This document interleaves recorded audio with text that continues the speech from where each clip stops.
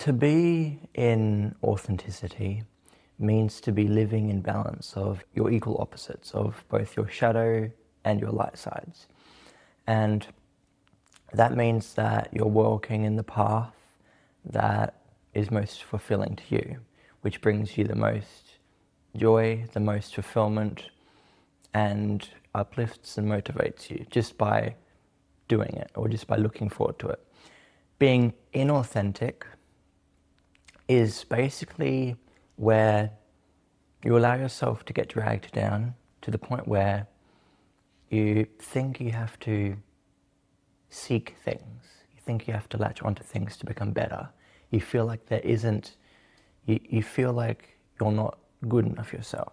And so you seek material pleasures, whether that be money, whether that be physical pleasures, all that kind of stuff. That's the difference between authenticity and inauthenticity. One of them is your whole within, and everything that you seek is found within yourself, and you work with what's in yourself out in the world, versus inauthenticity, which is you don't feel complete, and you do everything you can to look for external things to fill the void that you have within yourself. So when you're being authentic in the space of intuition, intuition mainly is present in the moment, when you're fully present in the moment. You can know that your intuition is strong when you have clarity on your mission of your journey, whatever your role is in life. When you're lacking the intuition, it can be when you're either worrying about the past or worrying about the future. When you're in the past or the future, the intuition is harder to find, harder to reach. It gets clouded out by all the noise of the past and the future.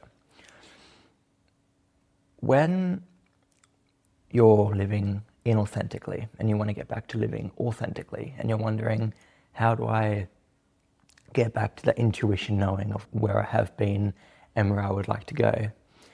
What the intuition often does is it makes the unconscious conscious. So what that means is that the pain and suffering that you give yourself, the job that you're doing, the habits that you're doing, they, at some point, they build up and build up to the point where they become unbearable. And they get so unbearable to the point where you have to go, what is this? What am I doing? And in that thinking, it makes you realize, okay, I can do something else. And then the intuition kicks in and you go, I found my path. Now, this may sound a bit cuckoo, but sometimes when I'm choosing something to eat, I get into my inauthentic self, where I'm thinking, if I have this, will I feel ashamed? If I have this, will I feel joyful? So the intuition is very much a thing of what uplifts yourself, what makes you feel the best.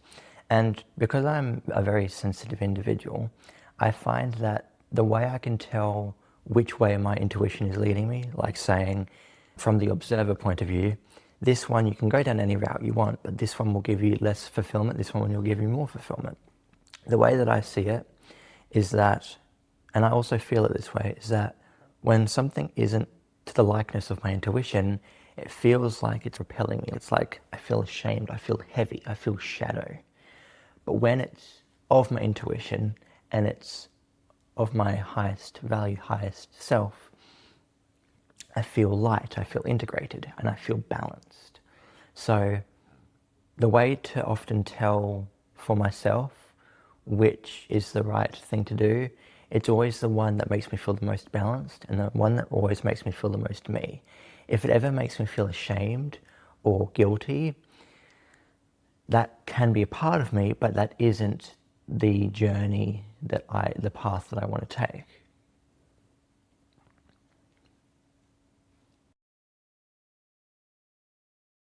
So when you're trying to determine whether it's actually what you feel you're being called to do, or whether it's society calling you or forcing you to do it,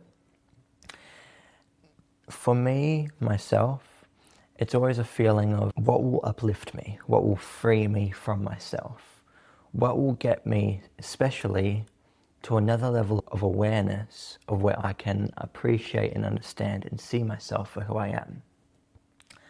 I can often see when it's a social contract for me to, it's recommended for me to do these things, when it feels like it's forced on me, it's a pressure. It's like, you've got to do this and you won't be successful if you don't. For me, it's more of a balanced intuition thing of, you don't have to go with the herd. And it can be challenging to not go with the herd, but it brings more clarity, because when you're going with your intuition on what is right for you, you live a far more balanced life than a life where you're chasing all the things that you're told are important. When you're focusing on the things that you know are important for yourself, everything fits into alignment perfectly.